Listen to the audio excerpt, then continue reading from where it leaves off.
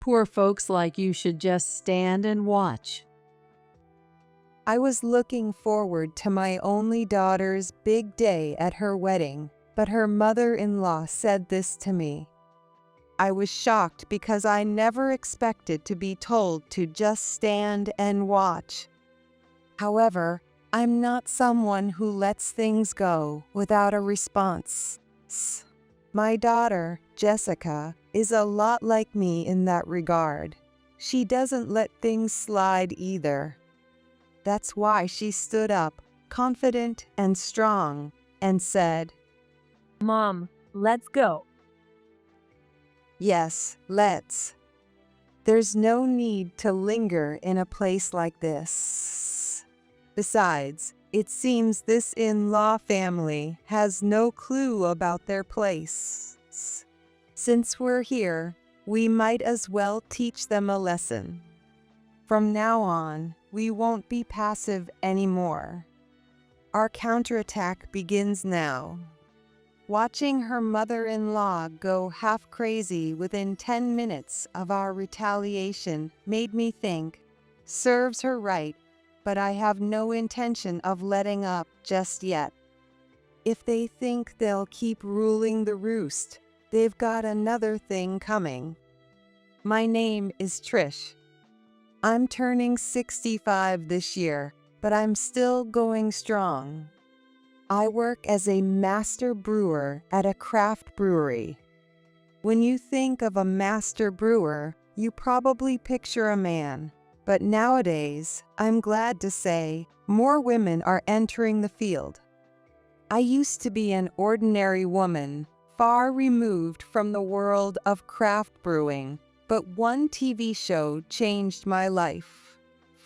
After graduating from college, I got a job at a regular company. I met someone at work, and after an office romance, my daughter Jessica was born. Fortunately, I was able to take full maternity and parental leave, which allowed me to focus entirely on raising her. There was no greater happiness than spending time with Jessica as she grew up, but in quiet moments, I began to feel a small sense of unease, wondering if this was all there was to my life. My life was smooth sailing. I had a lovely child and a good job. Friends often envied me, but during my child's nap times, a sense of emptiness would sometimes creep in. It was as if a hole had opened up inside me. One day, while Jessica was napping, I was watching TV and got completely hooked on a program about craft brewing. The man being interviewed had originally been a businessman, but left his job to pursue his ideal craft beer. Listening to him talk, I felt a stirring in my chest. This might be what I've been looking for.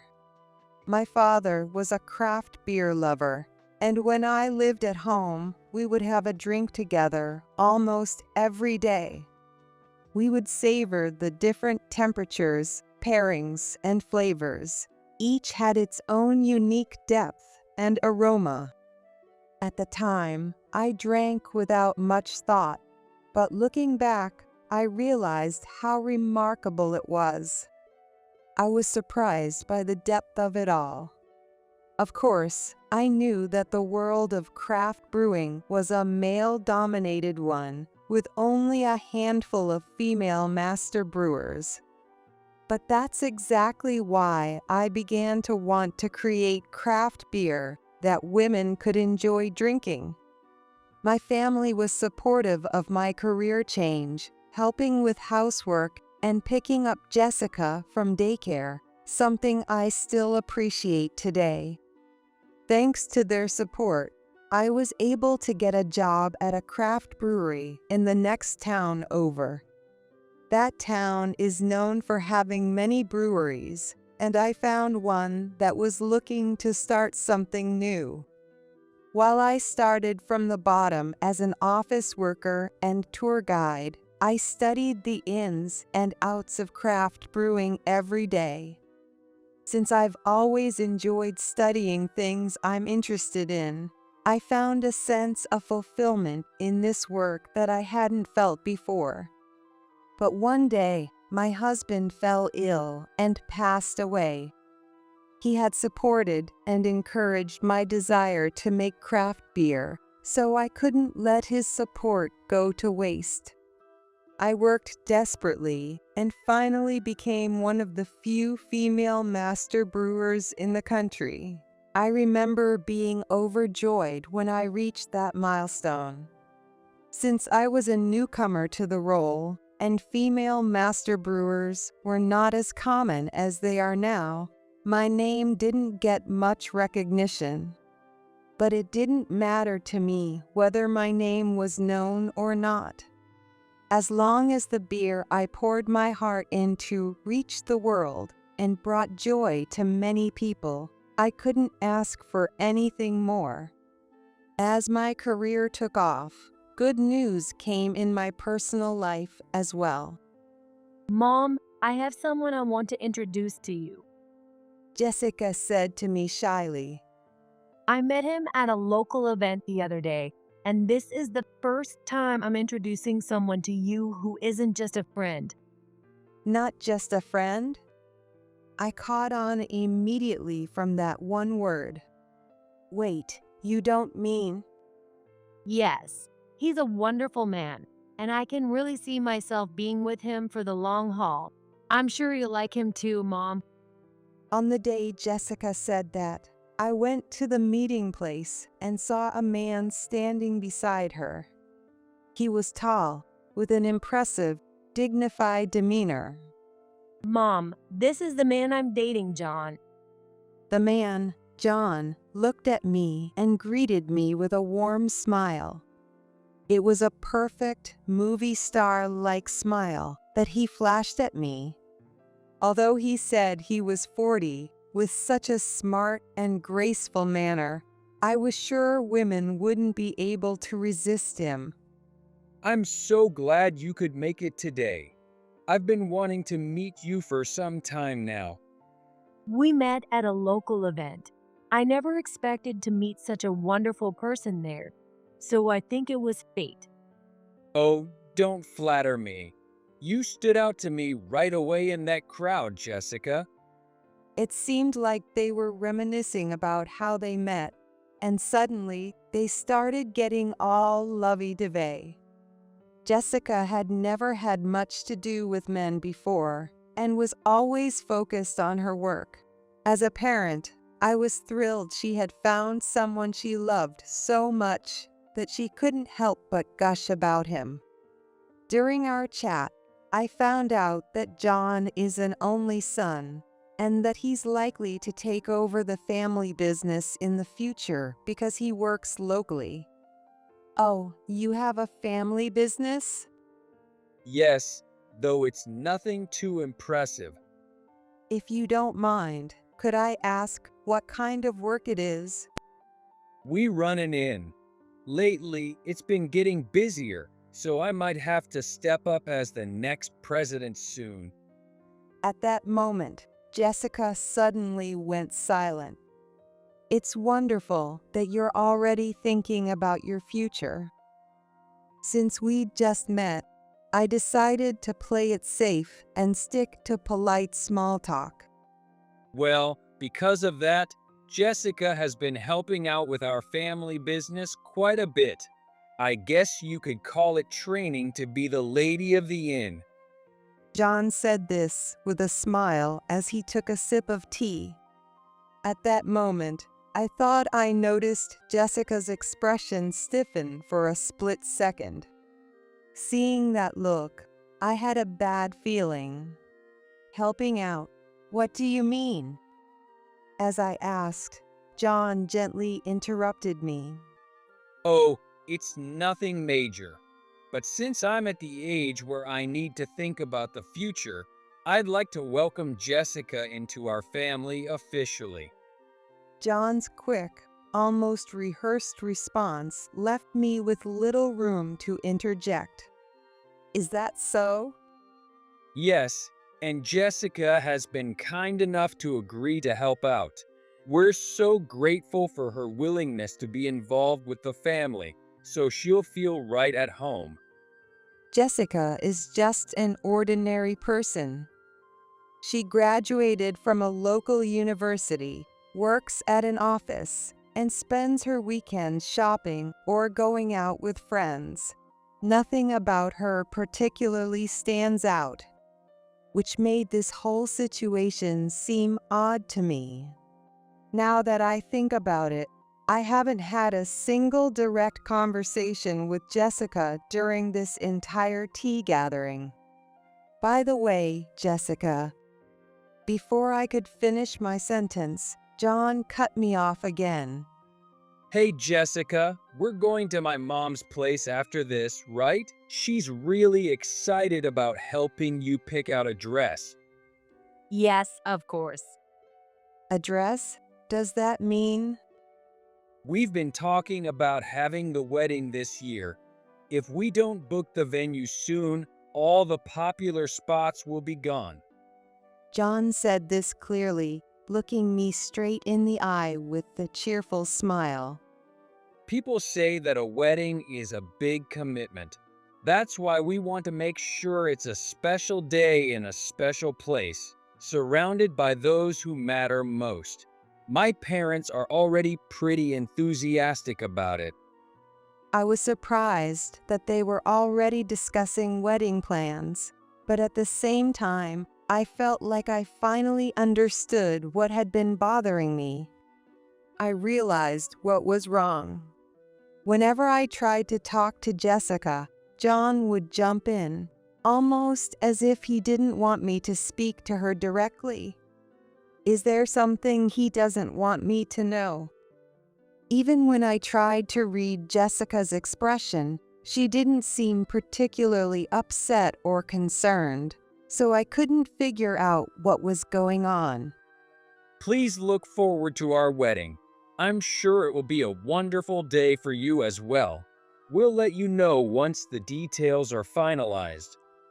The fact that John said, "We'll let you know," made it clear that his family was planning everything. I wanted to see how Jessica felt about all of this, but her face was partially hidden by her hair, so I couldn't get a good look. I would come to regret not forcing a moment to talk directly with Jessica at that time. One day, a letter arrived from both Jessica and John, informing me of a family dinner to be held before the wedding. Since it was the off-season at work, I was flexible enough to attend the dinner, so I didn't mind the date they had chosen, but I felt it would have been nice if they'd at least asked me before setting the date. Trying to push down this uneasy feeling, I reached out to Jessica to confirm a few details. I wanted to ask what to wear, whether I should bring a gift, and so on. Lately, she hadn't even called me, which was strange. When I finally called her, it took 10 rings before she answered, and she spoke in a hushed voice, as if she didn't want to be overheard. Apparently, she was at work and couldn't talk, but she promised to call me back later. I apologized for interrupting her work and hung up quickly, but Jessica never called back. Instead, I got a call from John. Did you get the invitation to the dinner? Yes, it arrived 2 days ago.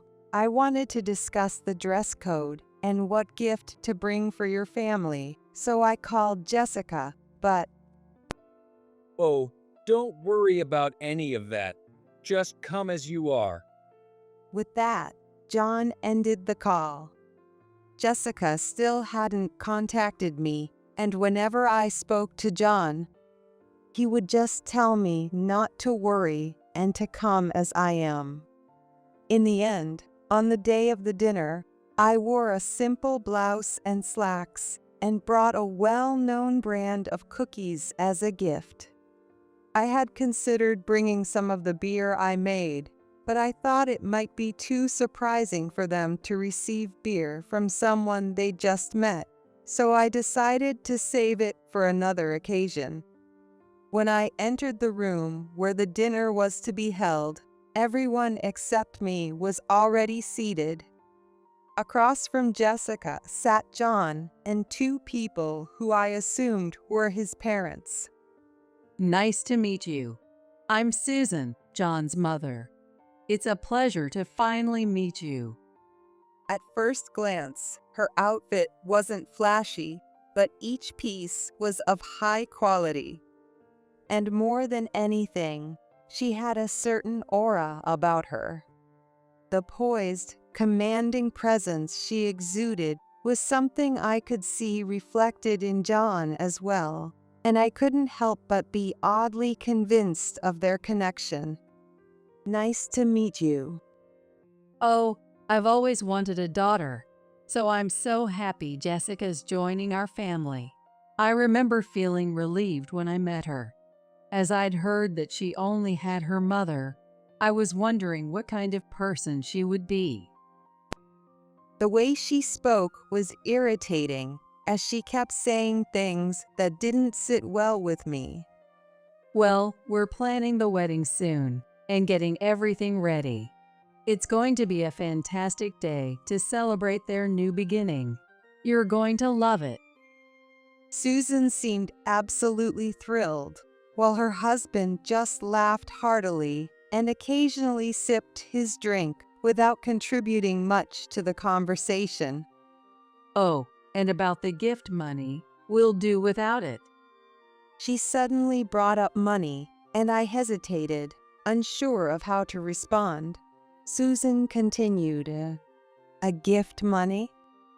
Oh, do you mean you can't send her off without one? I didn't realize there were still families like that these days. So, how much are you asking for? Susan glanced at me sharply. No, we hadn't even considered that. We'll go along with whatever you prefer. She covered her mouth with a handkerchief, but I could still see the sly smile she was trying to hide. And of course, she'll need to give us a grandson at some point, too. The outdated expectations she expressed made my skin crawl. After that unpleasant dinner, my desire to avoid seeing John and his parents only grew stronger. 2 weeks after that dinner, I received a message from John saying, "We registered our marriage today." I would have preferred to hear this news directly from Jessica, but I suppose she's busy since she's quit her job and is now helping out at the inn, training to be the perfect bride. Still, I'm surprised at how arrogant John's family is, despite being the owners of a group of inns in the area. I'll attend the wedding because I want to see Jessica looking beautiful on her big day. But after that, I'd rather keep my distance from them. Even after the family meeting, I still couldn't reach Jessica by phone, and I would only get a few short texts late at night. Whenever I asked her anything, her response was always, "Sorry, I've been too busy to call." The brevity of her messages made me uneasy, like she was sending telegrams. At least I managed to find out the time and location of the wedding, but beyond that, I was completely in the dark. Despite getting married, Jessica didn't seem to have any of the joy or excitement one would expect from a bride. Is she really okay with this wedding?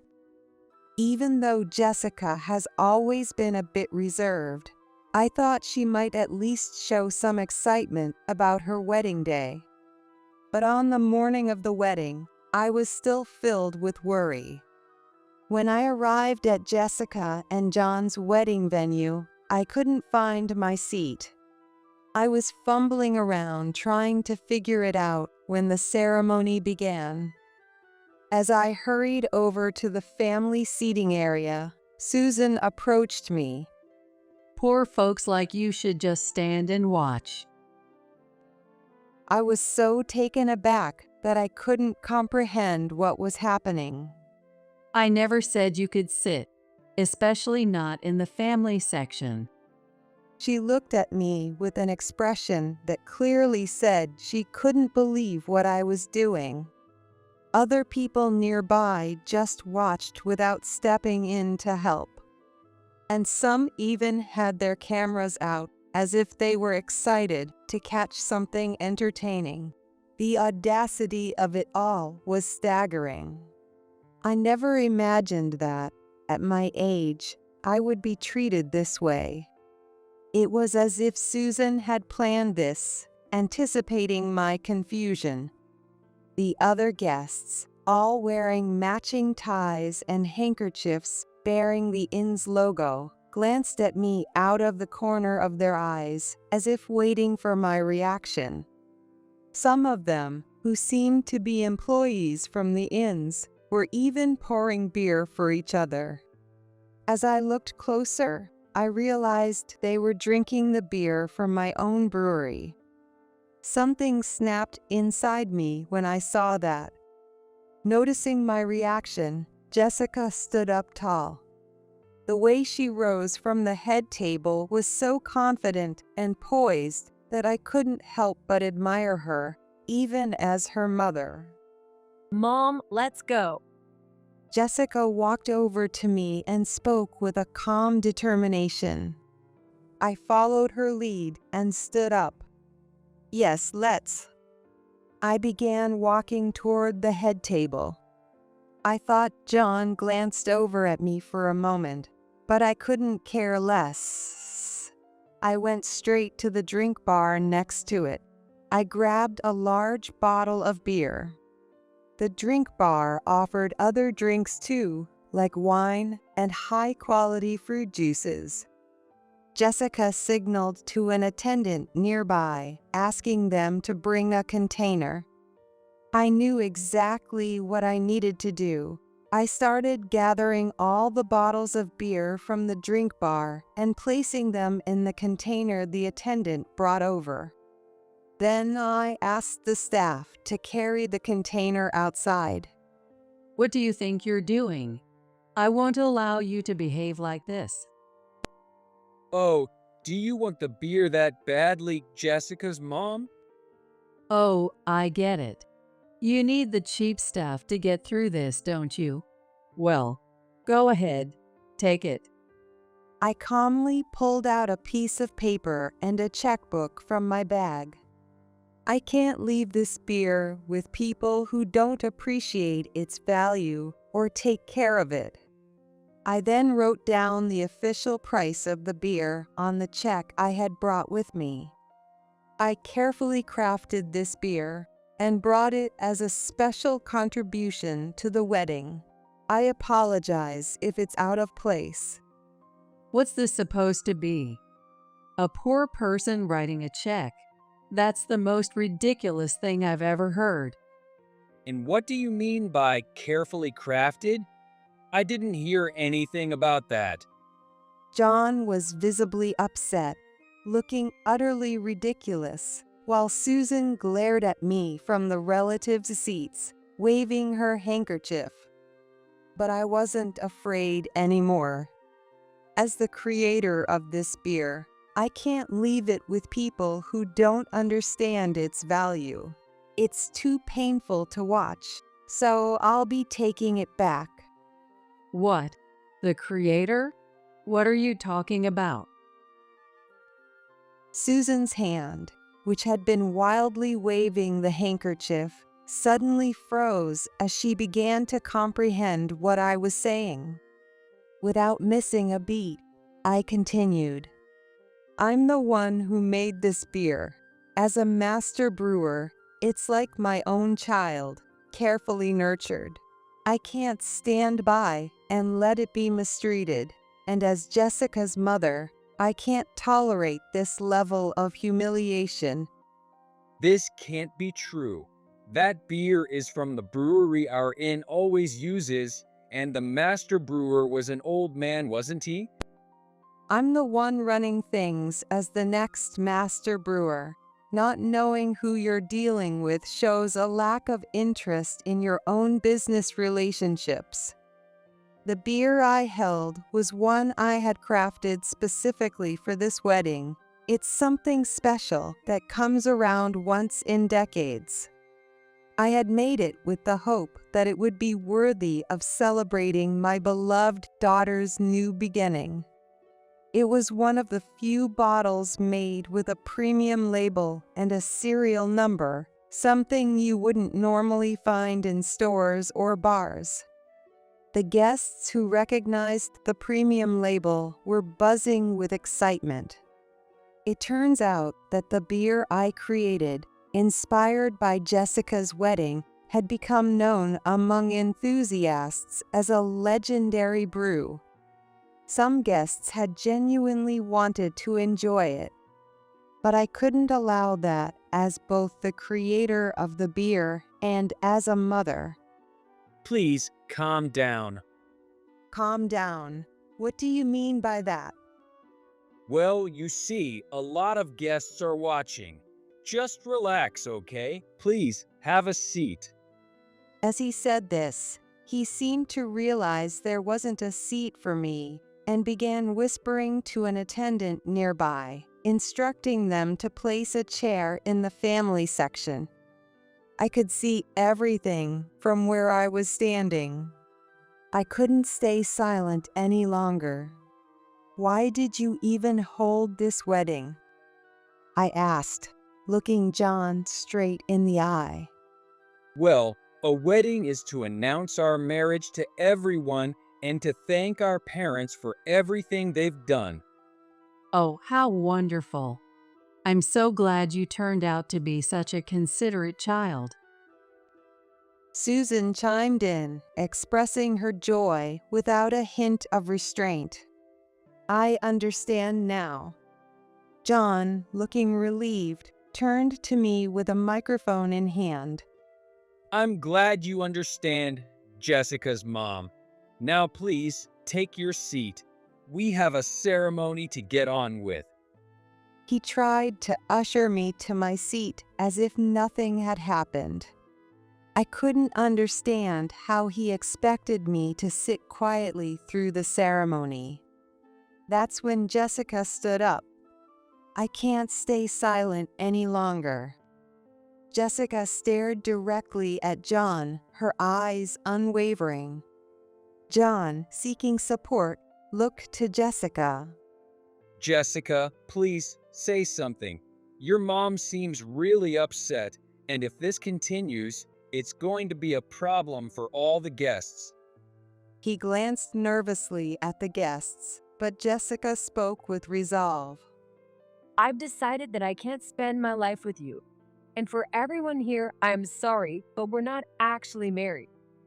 The guests erupted in murmurs. After all, this was supposed to be a wedding celebration, and now she was saying they weren't married. But Jessica stood there with confidence, undeterred by the reactions around her.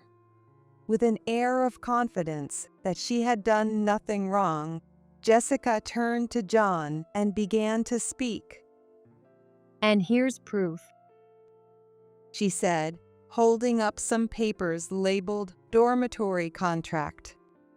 The photos Jessica showed us were shocking, like something out of a strict school rulebook, outlining detailed regulations, penalties, and even how to spend free time.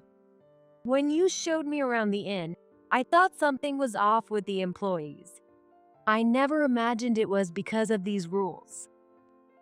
The more I looked at the documents, the more unbelievable the company policies seemed. Rules like all cell phones are collected during work hours. PCs and phones are only allowed with permission in the dorm, and no social media use. Even today's high schoolers would find such rules unbearable. You were just trying to keep anything unfavorable out of the public eye, weren't you? And given the way you've been handling the books, I doubt you can talk your way out of this. No, this is all a misunderstanding, Jessica. But Jessica cut him off, looking as if she couldn't bear to listen any longer. She took off her necklace, brooch, and other accessories, placing them in front of John. I thought it was strange that our inn had such glowing reviews, but now I see it was because you silenced your workers. Manipulating information to boost sales is disgraceful. No, wait, just listen to me. Maybe I'll listen after you hear this. Jessica then played a recording on her phone. You can't even do this right? What's wrong with you? I might just send you back to your family. Last night, you were messing with your phone in the middle of the night, right? If you can't focus on your work, you can leave. But if you quit here, good luck finding another job with your skills. The harsh voices of Susan and John continued, berating an employee. Hey, can I dock this one's pay? I can put that money to better use as my allowance. Of course, John. Buy yourself something nice. I can't stand to even look at this useless maid. Their yelling went on and on. What if more people found out about this? John and Susan stood there, unable to respond. John looked at me with a face that begged for mercy. But after everything that had happened, I wasn't about to let up. Hey, John, remember when we first met and you started giving me jewelry and gifts? Why did you do that? Well, I was trying to win you over, of course. Then do you remember saying this? She took out an obviously expensive-looking wallet, necklace, and brooch from her pouch, and she placed them on the table. Didn't you say something like this? It's no big deal for me to buy stuff like this is. John's face turned pale in an instant. What? No, that can't be. It's got to be a joke. I wish it were a joke, but unfortunately, it isn't. Jessica operated her phone and sent images to the guests' phones. You used it to buy me gifts, right? The account books from that time look strange. Strange? You're imagining things. It's not just that time. You've been cooking the books pretty often, haven't you? I figured it out when you made me work at the inn under the guise of training to be the lady of the house. John and Susan turned even paler. You've been doing a pretty sloppy job with the books. Was the gift strategy to keep me, your potential bride, happy? It was clear from the distant seats that their faces were draining of color. It must have been serious. Hey, what do you think this number means? Jessica held a ledger in front of John. What? What is this? And how did you get your hands on this notebook? It's the financial ledger. You insisted that everything should be recorded by hand in a notebook. Jessica flipped through the pages of the notebook she held, stopping at one particular page. Who was it that said I needed to learn to read ledgers if I wanted to become the lady of the house? No, that's not what I meant. Susan's voice was noticeably shaky as she tried to come up with an excuse. It was clear that she knew about John's embezzlement and wasteful spending. There's no talking your way out of this. This can't be happening. The notebook detailed the movement of money in great detail. The amounts here don't match up with the amounts over there, and the size of these discrepancies is far from normal. Look, as long as the numbers are close enough, it's fine. You just don't get how to take a relaxed approach, Jessica. You try to be too precise, and that's where you go wrong. John spoke as if he knew better. Well, I worked in accounting, and I can't just ignore discrepancies like these. If you overlook even small errors, they'll come back to bite you later. Jessica shoved the notebook back at John. You can't just judge our in based on some accounting notebook from your company. What? Are you serious right now? Even John seemed to realize he couldn't continue this conversation any longer and finally fell silent. Fooling around with money and wasting it is something I absolutely cannot tolerate. So when you told me to file our marriage license, I tore it up. What? It doesn't matter how great you are or how prestigious your family is. I won't become family with someone who messes with money and causes others to feel distrust or anxiety. With that, Jessica delivered her final words and left the venue. She really is my daughter, strong-willed and unwavering. John, clearly panicking, hesitantly approached me. Hey, Jessica was just joking earlier, right? There's no way she'd cancel the wedding after all this, right? What are you talking about? I asked, looking him directly in the eye. Come on, think about it. She's marrying me. She could live a secure life. And if she called it off now, wouldn't that be a kind of betrayal? John looked at me with a smug expression. I respect her thoughts and decisions. It has nothing to do with it being a wedding. About 10 minutes after Jessica told me, "Mom, we're leaving," Susan went into a frenzy.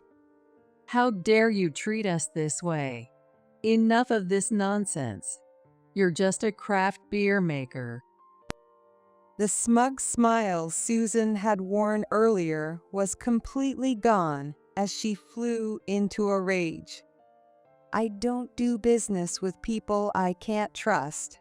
Goodbye. In the end, we completely cut ties with John's Inn. I didn't want to sell my carefully crafted beer to people who treated it so carelessly. Jessica managed to say her goodbyes to John properly. At first, she was captivated by him, but eventually, she saw the truth. I know from my own experience how hard it can be to see what's wrong when you're in the thick of it. But nothing good comes from staying in an environment where you can't respect yourself. I'm relieved that Jessica realized what was going on through this experience. Mom, I'm sorry for all the trouble I caused. It's okay. The important thing is that you saw the truth. Besides, I never imagined the beer I created would be treated like that. Jessica left the inn and broke up with John, and since that day, she's been focused on finding a new job. Luckily, she found a new position quickly and seems to be enjoying her days at her new workplace. As for me, I'm still making craft beer. We're about to launch a new series for the first time in years, and the brewery has been busy day and night. Although there's no time to rest, I'm enjoying the work, so it's all good. This time, I'll be the face of the new series for the first time, which brings its own pressure.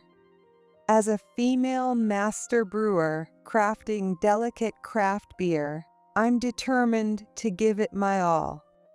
The concept and aim of the product hit the mark, and the beer I created became a huge hit. As I started appearing in magazines, brochures, and even on TV, something I had feared finally happened. Shortly after arriving at work one day, a male employee stopped me. telling me that a woman was sitting at the guest entrance and refusing to leave until she saw me. Okay, I'll go check it out. When I went to the guest entrance, I couldn't believe who was there. Finally, you're here. Arriving like a big shot, huh? I guess that's what happens when you're a famous female master brewer. Don't think you can humiliate me and still do business as usual around here. I've been ordering from this brewery since the previous generation. I could even offer you a big contract again. They were talking big, but they looked much more worn out than the last time I saw them. Their clothes, covered in lint, stains, and tears, made me feel sorry for them. Are you listening? I figured your brewery must be struggling without our inn's business, so I'm giving you a chance. How about responding?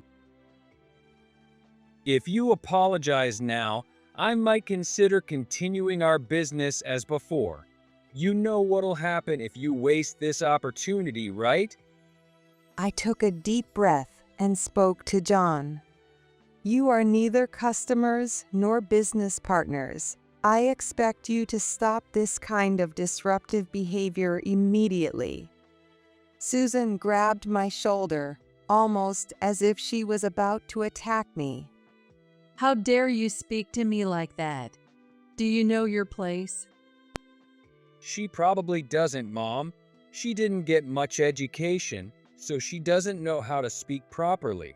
Besides, this old brewery is bound to fail soon.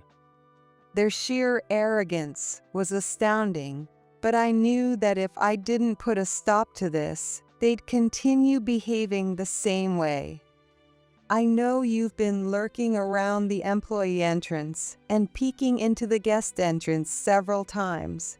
I also know you took products from the gift shop for brewery visitors. No, that's just. This behavior was so blatant that I had to consult the police. After installing cameras, we caught clear evidence of your disruptive actions. With this much evidence, I'm sure you understand what comes next. When I turned to face Susan and John, their expressions were unlike anything I'd seen before. Well, That's a dirty trick. It was clear they had no intention of apologizing. Their pride wouldn't allow them to apologize to someone they looked down on. Oh well, I guess there's nothing more to say. I'm going back to work. Huh? But Anyway, I'll take my leave now. With that, I walked away from them and returned to my work. Afterward, I took the security footage, recorded conversations, and the store's shoplifting records to the police for consultation. As a result, Susan and John's actions were deemed malicious, and they ended up with criminal records. Naturally, the reputation of John's Inn Group took a hit as well. The inn business had already been struggling due to declining tourism, but this scandal among the management only made things worse. With so many bad reviews on travel sites, it's only a matter of time before the inn goes under. But that's none of my concern. I'm finally free of Susan and John's problems, and I've regained peace in my life. The craft beer I made has become a huge sensation, even attracting international tourists, which makes me incredibly happy as a creator. Now that our shipments are increasing and the brewery's name is becoming more recognized, I'm more motivated than ever to continue creating beer that people will enjoy.